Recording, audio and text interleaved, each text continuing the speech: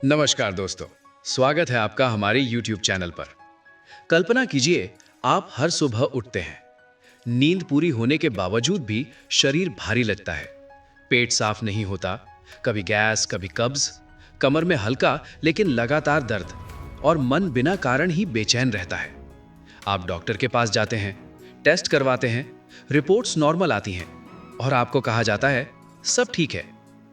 लेकिन अंदर से एक आवाज आती है, कुछ तो ठीक नहीं है।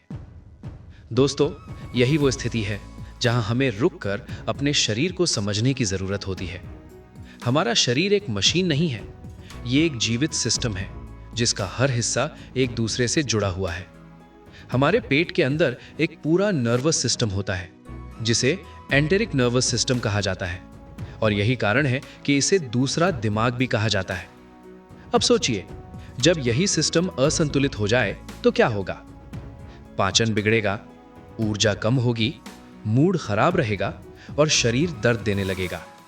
यानी समस्या कहीं बाहर नहीं, बल्कि हमारे शरीर के सेंटर में है। लेकिन ये असंतुलन आता क्यों है? जब हम घंटों झुककर बैठते हैं, मोबाइल पर लगातार नजर रखते हैं, बिना वार्म अप के भारी चीज उठा लेते हैं या दिन भर बिल्कुल एक्टिव नहीं रहते, तो धीरे धीरे हमारी कोर मसल्स कमजोर हो जाती हैं और जब कोर कमजोर होती है तो पूरा शरीर असंतुलित हो जाता है। इसीलिए आपको पेट और कमर दोनों में दिक्कत महसूस होती है। अब एक छोटा सा अनुभव करते हैं। जहां भी हैं, अपनी आंखें बंद करें, अपना हाथ पेट पर रखें, धीरे धीरे गहरी सांस लें और महसूस करें कि पेट बाहर आ रहा है। फिर सांस छोड़ें और पेट अंदर जा रहा है। 3 बार ऐसा करें। अब आंखें खोलें। क्या आपने महसूस किया कि सिर्फ सांस से ही शरीर थोड़ा शांत हो गया? यही है आपके शरीर का असली कनेक्शन और यहीं से शुरू होता है आपका हीलिंग प्रोसेस। अब बात करते हैं समाधान की।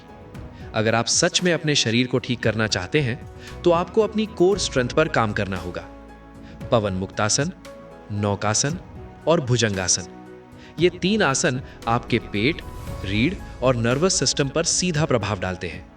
लेकिन सिर्फ व्यायाम काफी नहीं है, आपको अपनी आदतें भी बदलनी होंगी और यही सबसे बड़ा चैलेंज है, क्योंकि आदतें बदलना आसान नहीं होता। अब ध्यान से सुनिए। जब भी आप जमीन से कोई भारी चीज उठाते हैं तो सीधे झुककर मत उठाइए। पहले घुटनों को मोड़िए, फिर धीरे धीरे उठिए।